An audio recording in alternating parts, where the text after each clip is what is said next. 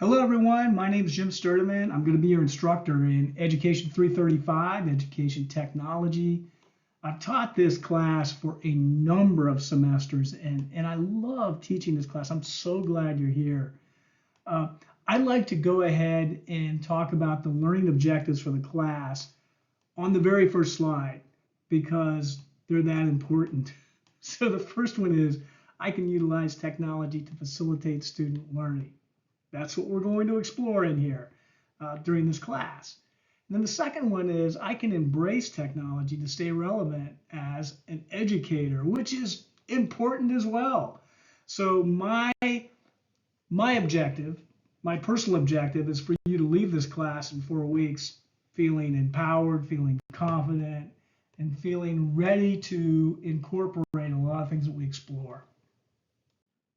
Hey, here I am, Jim Sturdivant with my Muskingum t-shirt on, and it's important when you do a flip presentation to put your face on there some, so your students can engage with the presentation and bond with you a little bit. And I just want to give a little background on me. I taught high school social studies for 34 years.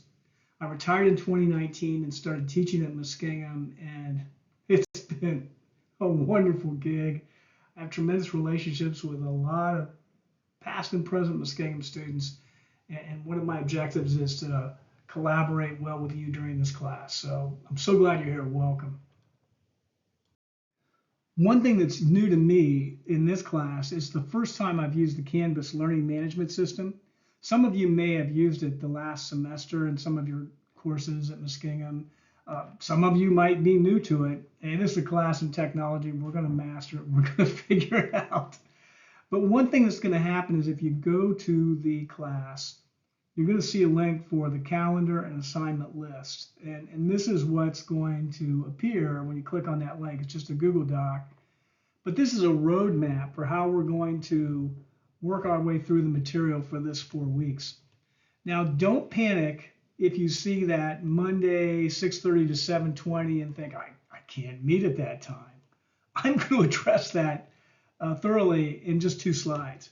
But right now, what I want you to do is just look at this image, because the way this class works is June 9th, I'm going to promote these 2 prompts, these 2 topics. And then on June 16th, you're going to come in and share what you did. Collaborate with your peers about these 2 topics. So you're going to master the prompts during the week and then come in the following Monday prepared to talk about them. And we will not have a meeting on July 7th because that's when I'm going to be submitting my grades. So we're going to have 4 collaboration sessions and 4 sets of prompts. Here's the way you navigate through the course material in Canvas. The image on the left shows the first 5 topics with green checks beside them. And then as soon as you're ready to master a topic, you hit the drop-down menu, like under topic 1, and you see the 2 links that you have to access. That's the way you're going to work through the entire class. And here we are back at this calendar slide, and I want to talk about our Monday collaboration sessions. We have 4 of them.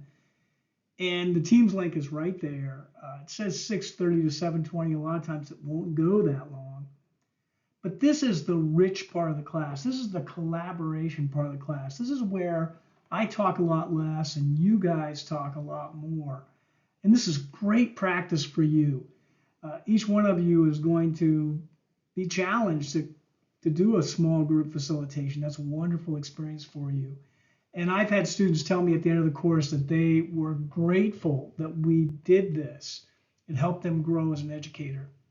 Now, here's the question that I'm sure some of you have. It's like, what if I can't make it on Monday night at 6:30? Well, I'm gonna encourage you to make it, but this is summer, and things come up. I mean, things might come up with me, and you might go on vacation. Heck, you might elope. Who knows what all you might do.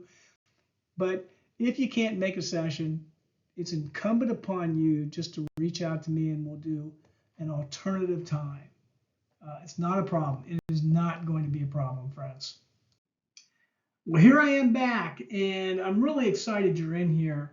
And this last slide's important because I want to collaborate with you on an individual basis.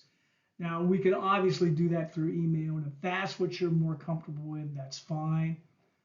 But anybody that you know that's had me as a student before is going to say that I'm pretty darn responsive, particularly to text. So I'm asking you to text me and tell me your name and tell me that you're in this class. And this is a great way for you and I to collaborate. We'll create a text chain for the entire class. But I like to give audio feedback to you via text.